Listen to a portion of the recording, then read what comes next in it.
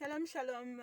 Alors, par rapport au texte de la tsunamite que j'ai publié sur ma page, j'ai pas l'habitude de faire des vidéos, mais j'essaye de faire celle-là pour mieux m'expliquer par rapport à mes écrits parce que j'ai eu beaucoup de réactions en privé et même sur la publication. Donc, j'essaie de dire ceci.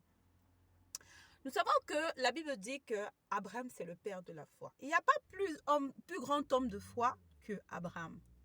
Mais je sais aussi que la Bible a été inscrite pour notre propre inspiration, pour que nous soyons inspirés de ce qui a été écrit, que nous sachions que des hommes comme nous ont vécu des choses avant nous et que nous sachions prendre graine de ces témoignages, de ces exemples et en faire des motivations pour notre vie de foi. Moi, à l'instar, je prends ma référence sur la femme sunamite. Pourquoi la femme sunamite? C'est une femme à qui Dieu a donné un enfant unique.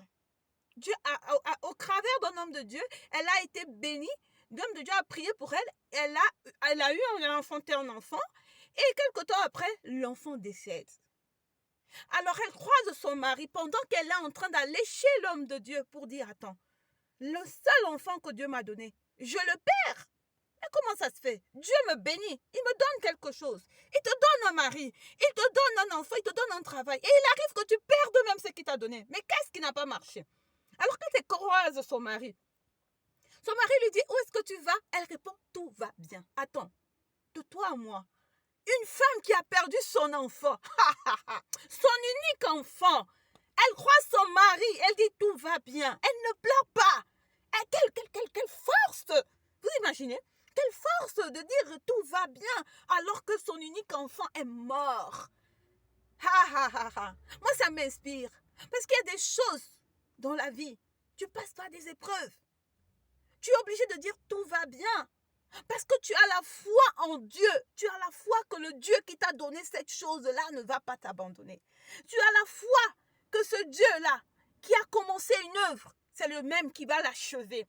C'est pour ça que moi, je m'inspire de la femme sunamite. Je voudrais être cette femme qui, malgré les situations, dit que tout va bien. Malgré l'adversité, dit que tout va bien. Je n'ai pas de mari, tout va bien. Je n'ai pas d'enfant, tout va bien. Je suis traitée comme stérile, tout va bien. Je n'ai pas de promotion, tout va bien.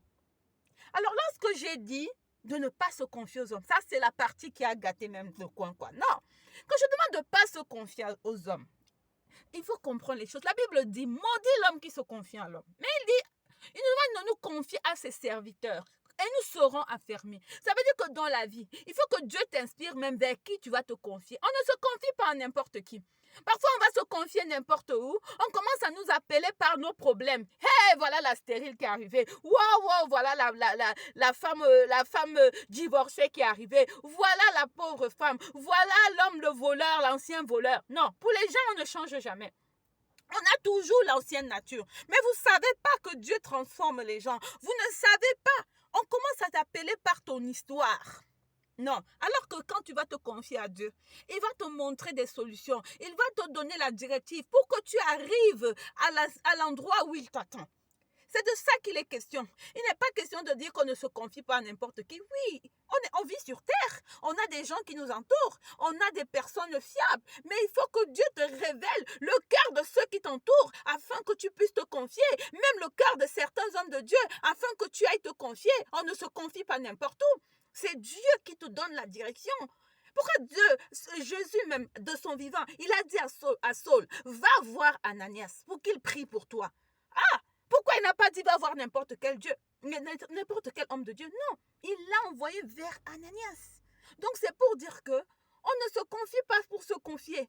Et quand ça ne va pas, il faut d'abord se confier à Dieu parce que Dieu c'est la base. Même si je m'en vais voir l'homme de Dieu le plus puissant sur terre, si Dieu n'ouvre pas le ciel, bénédiction, il n'y en a pas. Si Dieu n'ouvre pas le ciel, je n'aurai pas l'accomplissement de mes bénédictions. Donc ça veut dire que quand ça ne va pas, la première personne à aller voir c'est Dieu. La première personne avec qui je vais dealer, c'est Dieu.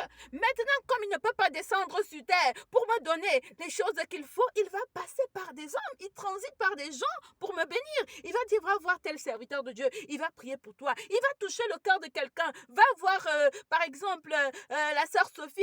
Elle va te donner, par exemple, 1000 francs, 10 000 francs, 5 000 francs pour ton problème. Dieu passe par les gens. C'est pour dire qu'il faut attendre la directive. Il faut avoir une instruction. On ne va pas n'importe où. On ne va pas n'importe comment.